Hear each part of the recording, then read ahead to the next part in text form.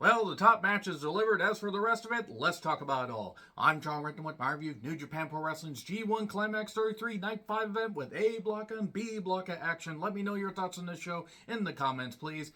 I can't say I loved everything on this show, but you know what? The top stuff really did deliver. That made it worth watching this show.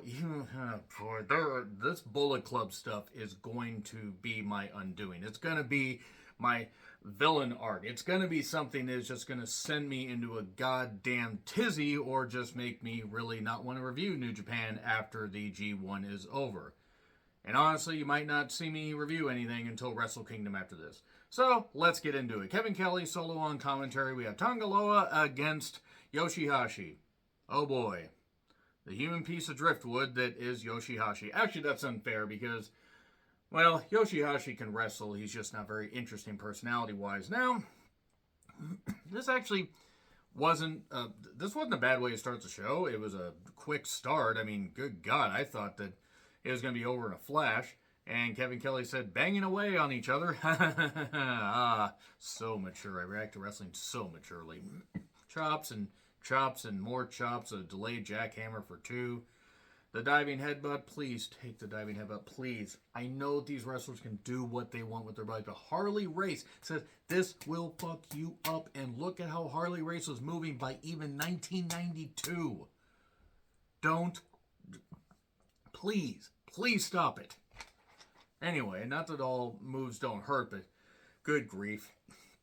Anyway, later, a crucifix bomb. 1, 2, 3, Yoshihashi gaining 2 points. Then we move over to A Blocka with Ren Narita and Gabe Kidd. Okay, I've officially determined that Gabe Kidd is a goddamn idiot. He just looks like he's going to have a freaking aneurysm. I mean, he's not a horrible worker, but something just seems really, really off about Gabe Kidd. Narita catching Kidd when he tried to attack during the entrance. This is old already. I'm sorry, this stuff's old. This Bullet Club stuff just needs to die. It needs to die a quick death because it's gone on way too goddamn long already. Exposed buckle shots and more bullshit. We did get some hard chops. We got some good work when we cut out all the bullshit. Not being a heel like I'm gonna beat you up bullshit, but no, just more Bullet Club bullshit. 5 mans, more chop strikes. We get 1 counts. We get a ref bump, a low blow, and a pile driver. 1, 2, 3. So Gabe Kidd pins Ren Narita. ELP then took on Okan. ELP did some good stuff here, but really just fell to the power and just grinding down of Okan, where he just kept targeting the neck. And even though ELP kept trying to fire back, eventually he tapped out to Okan. And it was what it was. It wasn't a bad match. I wonder where they're going to go with ELP after this. Maybe he challenges David Finlay and wins the Never Openweight Championship at Wrestle Kingdom. I mean, they could do that because, honestly, they could, try to stretch this story out. To be quite honest, ELP is better off out of Bullet Club. But so far, it's all right. And then we get to Chase Owens versus Hikuleo. Now, Hikuleo is better in tag or multi-man matches because singles matches are not his cup of tea. They just aren't. He's big. He can chop. He can do a few things.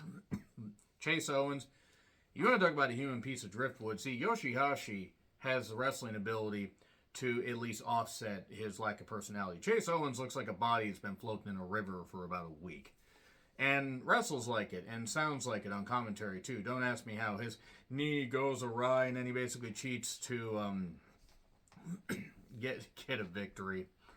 And Chase Owens being in the G1 is just further proof that New Japan just can't lure a lot of really big-name talents, or even people that are good at jobbing, or even people that are good on the lower card. So yeah, the Chase Owens match, I pretty much zoned out because are you out of your goddamn mind? Why would I pay much attention to anything Chase Owens is in outside of a few spots? Ospreay against Kenta. I do love Kenta's theme, and when you got the bullshit out of the way of going into the crowd and the referee being down and there's a Singapore Kenta stick. No, the kendo stick. I kid. It's a Singapore cane. Yeah, really screwed that up right there. We got a belt shot, a 2 count. We got a the Bukkake knee. Wait, it's not called that. And then we got a Stormbreaker 1, 2, 3. I didn't mind it when they took the shenanigans out, but they don't need to do clean finishes all the time. But there's so much stuff. It's just rinse, repeat in so many of these matches. And this goes across all companies. This is kind of why I limit what I review for New Japan. And then Kaito, Kiyomiya, I believe is how his name. Kaito, I'm just going to call him that because that's easier. Against Shota Umino. I still don't get it with Kaito. I still don't. He is not bad in the ring, but since I don't watch Pro Wrestling Noah and I only have a surface knowledge of some of their, big people, past and present, I don't necessarily get it with him, but he is a good worker, and I can see why people would gravitate towards him. Shota Umino, still looking for that elusive win. He is desperately trying to show that his entrance, his lengthy entrance and giving back to the fans will actually amount to something. I mean, yeah, he still got years to go, in his career, but it's a slow build. Good stuff, some heavy shots, a nice drop kick. There was good counters, a nice STF spot by Umino, and then drop kicks to the knee by Kaito. That was good. We got a figure 4.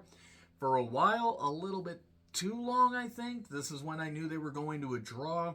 3 minutes left. And Shota, oh no, he's out. He's absolutely out. But then he gets hit with a tiger suplex and kicks out. Fires back. But then, 1 minute left. We get down to it and then draw. It's a draw. Now, that being said, good action and good counters here. I just think the figure 4 spot shouldn't have gone on as long as it did.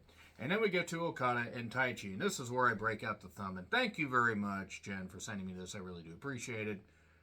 It have been like 4 or 5 years, ago that you sent this.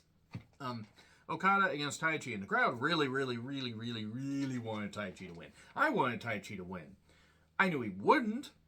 At least that's what I wanted to believe. But they got me. They got me a couple times. Taichi.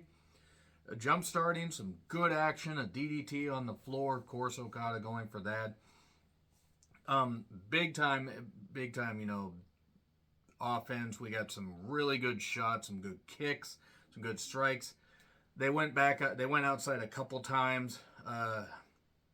Taichi, when he's motivated, he is dangerous, as Kevin Kelly has said. Top rope tease. We got a powerbomb catch off the top when Okada tried to do it, tried to jump off of it. Dangerous suplex, dangerous backdrop, and then, a big old axe bomber for 2, and then we got a back suplex for 2, and a Taichi clutch 1, 2. And that was as close as I think it was Sonata. Was it Sonata and Tanahashi? I think it was Sonata and Tanahashi that did that really, really close, like 3 count. It was just like 2.999 infinity. And some good back and forth. I really thought Taichi was going to win there, but nope. Eventually, the roll-up trap that Okada does, 1, 2, 3. Because he tried earlier, he didn't get the 3 count, but then he got it here and got the victory. He escaped by the skin of his teeth. I think that's how that goes. And then Sonata versus Yota Tsuji once again. Yes, this was good. This, to me, was a little bit better than their Dominion match because it was a 20-minute time limit. It didn't have to go as long as the Dominion match did. And I can't remember if the Dominion match was over 20 minutes. It felt like it, even though there was good stuff. And they meshed better here. They got better here. The crowd was cheering Yota more, even though they would cheer Sonata by the end. It started slow. In fact, it started pretty goddamn slow. And then they went to the stage, and then we got a backbreaker. Backbreakers hurt more on the stage when you're hitting your knee into someone's back on a stage. It's like submissions hurting more on the announcer's table. And it picked up about 10 minutes in. Yota hit that suicide dive, or that tope. Moonsault, roll through by Sonata. He got hit with a couple strikes and then a stomp. That was a nice combo. And then Yuta isn't in this. Yota hit a moonsault. 1, 2, kick out, skull in, and then he got some kind of weird falcon drop. I don't know how to describe it. 1, 2. Poison Rana. Wish they'd stop doing that. Stomp, moonsault. Less than 2 minutes. And even though Yoda had countered out of Deadfall before, he couldn't the second time. 1, 2, 3. And then Sonata wins. He celebrates by bringing Doki out from commentary and bringing Kanemaru out from commentary. And that's it. So, as for the rest of the tournament, the Sunday show will probably be up Sunday afternoon, evening. As for the rest, I'm going to update as time goes on because some will be Human Centipede together, some will be separate. It's going to get really tough for August, especially from the 4th all the way to the end of the tournament, which I think is only like 8 or 10 days, because I got a lot of work and a lot of stuff that I'm doing. Anyway, agree, disagree with what I said, like, share, subscribe, Twitter handle in the description. I'm John Rittland. I'll see you soon.